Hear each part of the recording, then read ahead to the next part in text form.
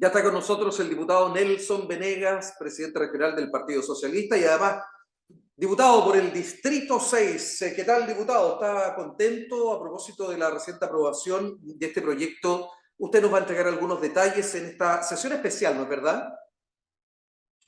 ¿Cuál de todas? Porque hemos tenido como tres sesiones especiales. Tiene toda la razón. No, perdón. Sí, porque no quiero que quede la impresión de que ha asistido a una sola sesión. Ciertamente, por de pronto sería interesante conocer cuánto trabajan los diputados y en algún momento nos vamos a encargar de aquello, ¿ya? Porque probablemente tenemos alguna imagen distorsionada de aquello. No, sobre el proyecto de mitigación por el cierre de la fundición Ventanas.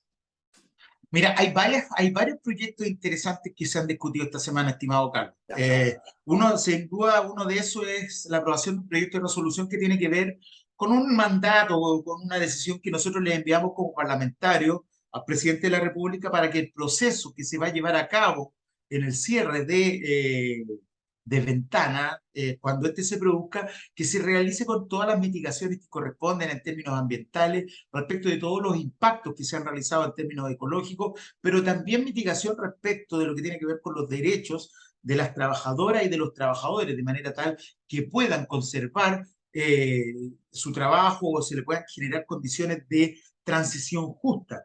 Y no solo los trabajadores de Codelco, sino que también los trabajadores que están asociados a estas labores, por ejemplo, los trabajadores contratistas. Y no solo eso, sino que también, y esto para mí es muy importante, en tanto yo fui alcalde, por lo tanto soy un amante de lo que tiene que ver con los gobiernos locales, que se respete también los impactos que durante décadas se realizaron en los respectivos territorios, ¿ya? Porque hoy día sabemos, por ejemplo, que cuando se produzca este tema, lamentablemente todos esos sectores, lo que son los humedales, todo eso está lamentablemente muy contaminado. Entonces hay que realizar un proceso de limpieza y también, creo yo, de compensación a esos sectores que han sido impactados. Porque a mí me llama mucho la atención, ya hemos conversado en otras oportunidades, que por ejemplo en Ventana, siendo que sirve como un lugar de sacrificio, lamentablemente no tiene ni siquiera alcantarillado, no tiene ni siquiera condiciones de salubridad pública. Entonces a mí por lo menos me parece injusto para la gente que ha vivido y que vive en ese sector y por lo tanto creo que el Estado se tiene que hacer cargo de ir compensando también esos terrenos que por tantas décadas fueron indebidamente impactados. Sí, además porque entendemos, de acuerdo incluso a sus dichos en la misma sesión, diputado, que no es solo el caso de Quintero Puchuncaví, también, por ejemplo, en Chiloé, el de las salmoneras. En Chile hemos generado un país donde las inequidades territoriales son abismantes, graves. No es lo mismo nacer en Las Condes que nacer, por ejemplo, no sé, pues, en Petorca, ¿ya? Y eso es lamentable. O en el mismo Calle Larga, me tocó ser alcalde. ¿Tú sabes, Carlos, cuánto es el presupuesto que tiene la municipalidad de Las Condes? Tiene un presupuesto de 1.400.000 personas Per per cápita. cápita, Sí. pero donde solamente el 7% de la gente que vive ahí es vulnerable y por lo tanto requiere el Estado. ¿Y en Calle Sin Larga? embargo, ¿Y en Calle sin Larga? embargo, en Calle Larga es 110, 120.000 pesos per cápita. 110 o 120.000 pesos per cápita y donde el 80% de la gente es vulnerable. Por lo tanto, requiere el Estado. Entonces, aquí siempre cuando se habla de la igualdad, se habla de la igualdad salarial, de la igualdad de equidad de género, obviamente que es muy importante, pero también hay que abordar este tema de la inequidad territorial, porque tal como lo señalabas tú, por ejemplo, si tú estás en Chiloé el salmón ha deteriorado y ha destruido todos los ecosistemas que existen allá. O si tú, por ejemplo, naces allá en el norte, está todo el sector minero. O si tú, por ejemplo, vives en el mismo Petorca, donde los cerros están a través del monocultivo plantado y llenos de palta y ha generado un problema ecológico respecto de otras actividades agrícolas, entonces tú tienes un problema porque has generado una zona de sacrificio. Y cuando tú hablas de una zona de sacrificio, no hablas de la zona geográficamente, habla de personas que viven bajo condiciones de sacrificio para que una minoría de chilenas y chilenos puedan vivir a estándares muchas veces mejor que hasta los propios europeos. Entonces, también tenemos que ir trabajando en mejorar las condiciones de equidad y de sustentabilidad ecológica también. A propósito del proyecto, ¿qué es lo que viene? ¿Continúa alguna tramitación? Ahora se está discutiendo, se ingresó con suma urgencia el proyecto, que lo empezamos a trabajar en la Comisión ayer de Minería y Energía, de la cual yo participo, que es la modificación de la ley 9.933, y que tiene que ver con el hecho de que Codelco deje de tener la obligación legal de faenar todos los productos de la minería de NAMI allá en esa Sí. zona.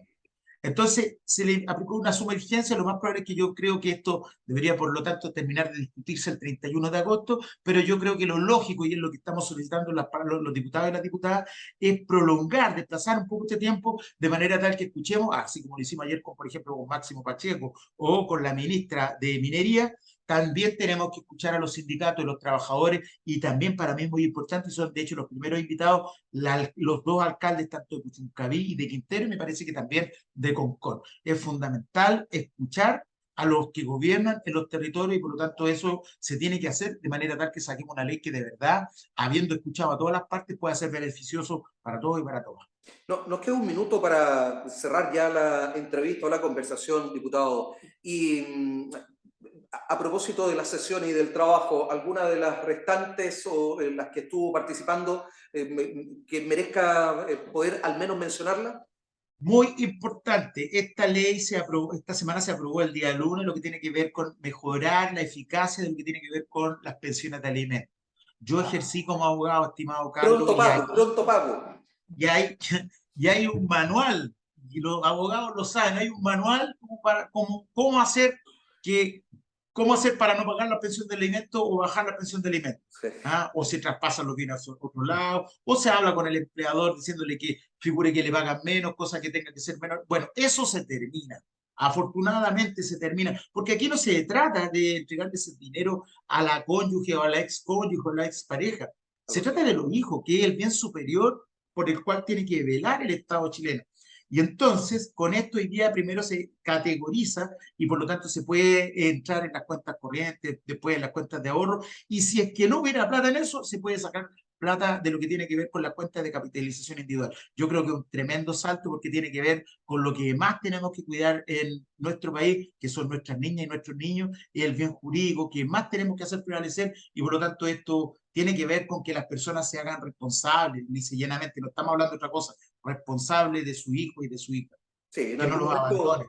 en algún momento escuchamos que estaban o había que colocarlos al comienzo de la fila. Bueno, esto es parte de aquello. Diputado. Dijeron los niños primero en el gobierno de la campaña de Piñera, y no pasó nada al final. Lamento decirlo, pero no pasó nada. Todo lo Pero está bien. Pero es válido recordarlo. Gracias, diputado.